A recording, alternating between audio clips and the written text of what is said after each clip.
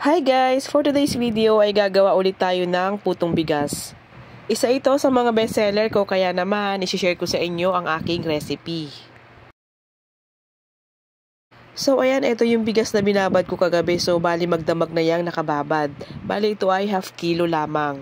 So kung napapansin nyo, tinanggal ko na yung tubig na aking pinagbabaran. Dahil nga ang ipagsasabaw ko dito ay gata ng nyog. Ang ginamit ko dito ay 1 cup ng unang gata at saka 1 cup ng pangalawang gata. So, bali 2 cups. So, ayan, i-blender ko na siya. Naglagay lang ako dyan ng 1 cup na binabad na bigas. Then, ang isinabaw ko nga dyan ay yung gata ng nyog. And ayan nga, binlender ko na siya hanggang sa maging pino. So, syempre dapat nga unti-unti lang ang paglagay para maging pino agad siya. At para hindi mahirapan yung ating blender sa paggiling. So malalaman nyo naman yan pag pino na siya pag wala na kayong nakakapa na malalaking buo-buo.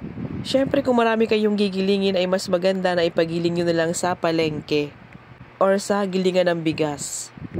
At ayan nga, nung chinek ko siya ay wala na akong nakapang buo-buo. At kung napapansin nyo na medyo malapot yung ating mixture ay magdagdag lang kayo ng gata ng nyog para hindi mahirapan sa paggiling yung ating blender.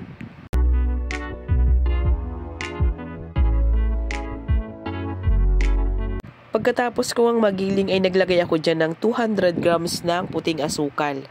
Kung gusto nyo ng mas matamis ay magdagdag lang kayo ng asukal, so gawin yung 250 grams. So ayan, pagkalagay ng asukal ay hinalo ko lang ito para matunaw yung asukal.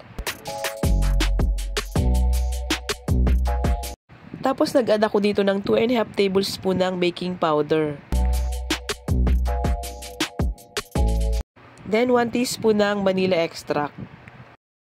Tapos hinalo ko ulit yan hanggang sa matunaw yung baking powder.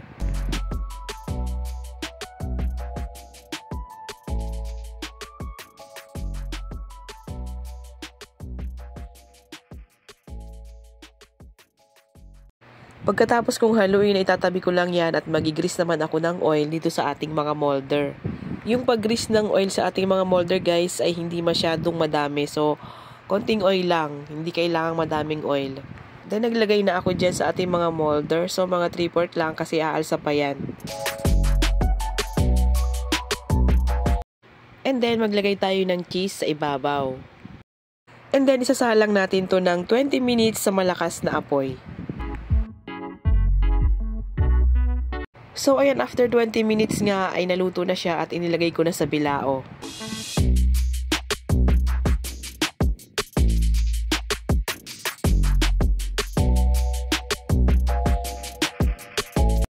So, ayan, ito na yung ating putong bigas sa bilao.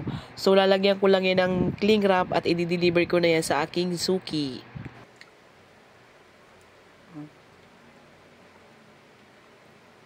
Masarap din to guys kung may partner na kinayod na nyog.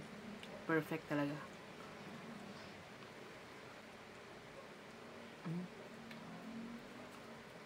Tsaka ang ating putong bigas ay siksik talaga siya.